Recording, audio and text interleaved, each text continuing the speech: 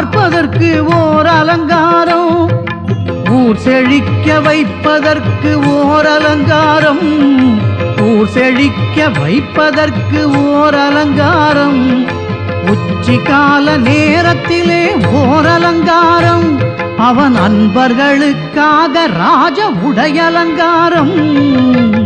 அலங்காரம் அலங்காரம் அழகன் முருகனுக்கு அலங்காரம்.